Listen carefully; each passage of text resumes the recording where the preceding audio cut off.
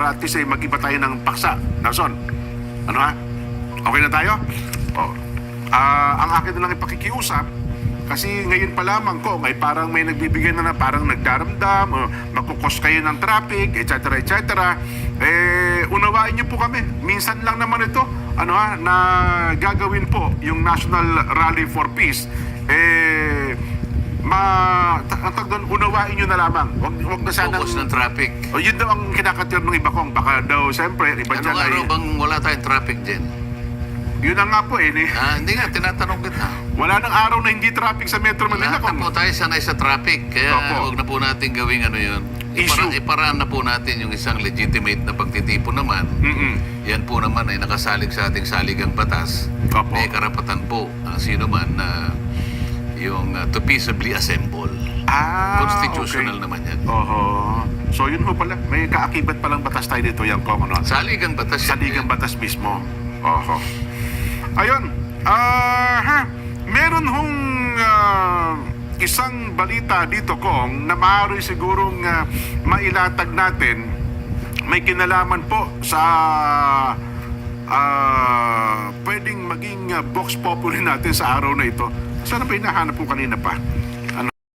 Ulit. Ano na lang? Sige po. Aha. So yun, Yung importante hindi na yung mandato, parang siguro na lang, parang maging vigilant na lamang po sila kung sila ay nasa ganung mga profesyon. Oo. Ayan.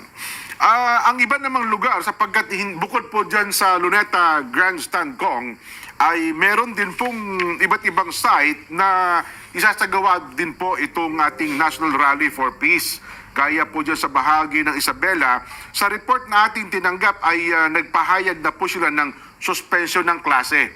Yung pasok po ng mga estudyante, dyan po sa Ilagan, Isabela, Universidad de Manila, San Pedro College, dyan po sa Davao, ang Ilocos Sur, ganun din po, Pagadian City International College, Ateneo de Davao University, Davao Christian High School, Ricafi School, dyan po sa Davao, at ang AMSAI sa Mindanao, Cabantian Campus. Yan sa po yung akin, ilan. magandang development yung mga ganyang announcement din. Opo.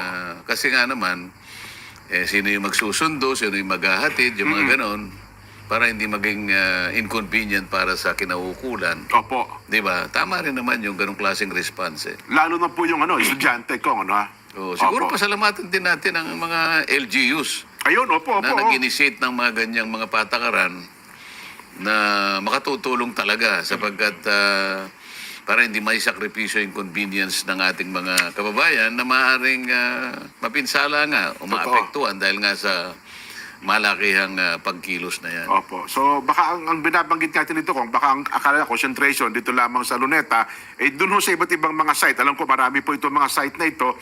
Ang mga kaukulang eskwelahan, lokal na pamahalaan, baka po mula ngayon hanggang linggo, meron na rin sigurong announcement. Lalo na po kung alam nila na yung kanilang mga campuses ay apektado po nung National Rally for Ang Peace. inaasahan ko sana ang pinaigting din sa mga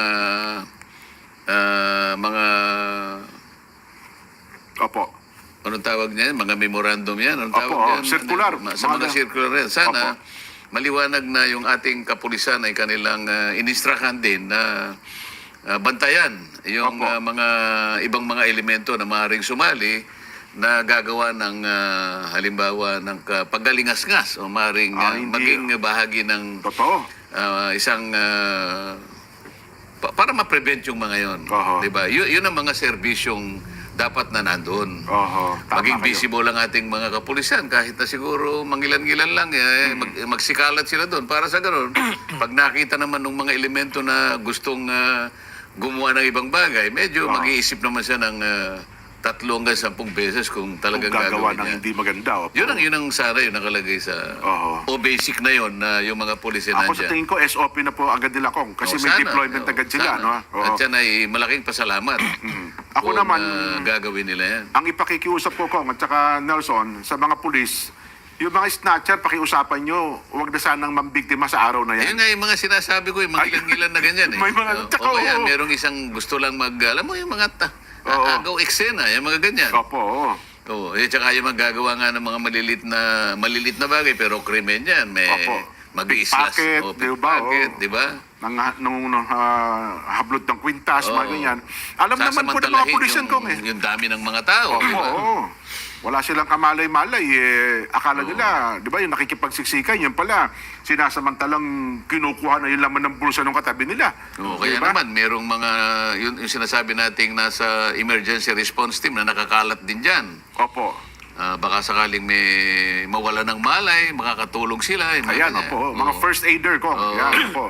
Mga first Pagkat responder. alam ko na sa panig natin may mga ganyang nakakalat naman.